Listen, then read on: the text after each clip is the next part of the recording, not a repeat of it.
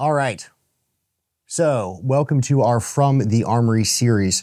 The idea here is that we're going to be going over different kinds of rifle setups and why we built them that way and why you guys may be interested in building out similar setups. Starting off, we have the GPR, or General Purpose Rifle. So we built this off of a Midwest Industries 16-inch AR. We did it for a variety of reasons. One, this is chambered in 223 Wild. So that is a pretty, it's pretty good chambering for the 5.56 223. There are a bunch of dimensional differences to that particular chambering versus 5.56 or 223 that you guys can look into if you want to. Basically, it does provide a good amount of reliable accuracy across a wide variety of grain weights for the 5.56 223 round, which is, that's pretty cool. The other reason is this is a very affordable rifle as far as we're sort of at the intersection of quality and price. So Midwest makes great stuff. Their manufacturing is very, very good. Their engineering is very good. It's well thought out. It's kind of got everything you need and nothing you don't, and probably a couple of those bells and whistles that you maybe want to spend some money on anyway, and they're already included in the base price, base build. So I really like that. So we're going to go through this from the end to the front because, you know, why start at the other end of the copy mic? So basically starting off here, we've got a Magpul CTR stock, came on the gun, great stock, love it, no need to change it. We've got a sling from Basecamp Kilo. I really like this sling. It's got an interesting design where you can have it retained like this, tight against the rifle, and you just unsnap the snap here in the back and pull it, and now it's pre-sized to you. Folds up super easy with a little S-fold. Click it back together. There you go. Works well. I've got this retaining elastic loop here, so you can just tuck that in there and keep your sling nice and tight. And, you know, boom, there you go, right? Good for storage. The only thing I actually did add to this rifle that didn't come to it, that's not an accessory, is the Die Frico Kung Fu grip. I like that because it's very, very vertical. It's the most vertical grip I've ever used. The texture and the size just tends to work really, really well for me.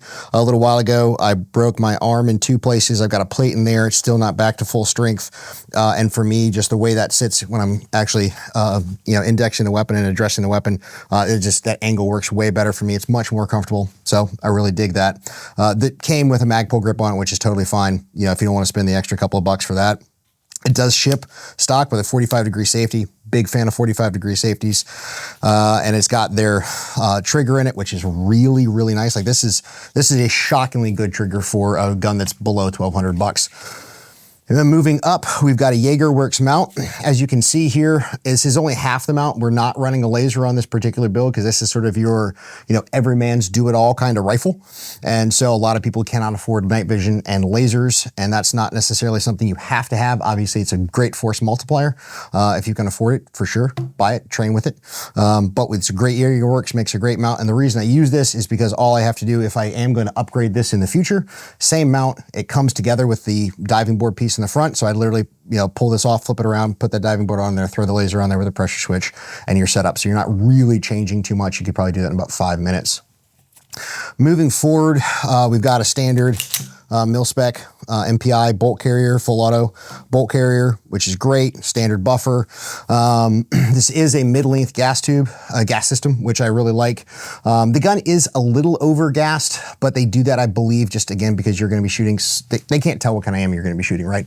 So it's gonna work with all kinds of stuff. I've shot everything from 77 grain, M855, M855A1, down to, you know, super cheap Wolf. Everything runs very, very reliably. And the ejection, you can sort of tell how gassed a gun, how well a gun is gassed by the ejection pattern. It's got pretty consistent ejection across all these different rounds we've been shooting, so that works great. Moving up here, we've got our True North hand stop. And again, I picked this just because it's, you know, it's small, it's low profile, it gives me all the index I need for gripping the weapon, and, you know, it doesn't really get in the way too much, and I love what True North does, so threw that on there. Then we've got our pressure switch up here for the cloud defensive light, which is super stupid bright, and then we got some goon tape over it to help with heat mitigation, because this is kind of a thin rail, which is really, really nice for gripping it, but again, it can get hot if you're gonna have a high cadence of fire. And then we've got the Rain 3 up here from Cloud, which is fantastic. Left the A2 birdcage. Again, thought process behind this build is this is the rifle I can depend on, and it's super solid, accurate, reliable, all that good stuff, but I'm trying to keep the price point down. Yes, the light's a little expensive for compared to maybe like a Streamlight or something like that, which work great, but there's again that price to reliability thing that you have to make your decision on. So a Streamlight or a Surefire would be a great option too, but we chose the Cloud because I just really like their lights, and they've got the best projection I've seen from my use. It did leave the backup iron sights on. In my opinion, Midwest makes the best backup iron sights out there, maybe other than Knight's Armament, which I know is a big statement. It's probably going to upset some people, but hey, that's just my opinion, and I'm sticking to it. And then over here, we've got the 100 Concepts sling retainer. I dig that just because I can use whatever sling and just tie a piece of 550 cord right here, and it literally just clips in, and it's super rigid and robust. You can hang from this. It's rated to, I believe they told me, almost 300 pounds. So don't quote me on that. It's on the website, but you can put a lot of weight on that. So you're not just going to like break that off one day, and be shocked, right?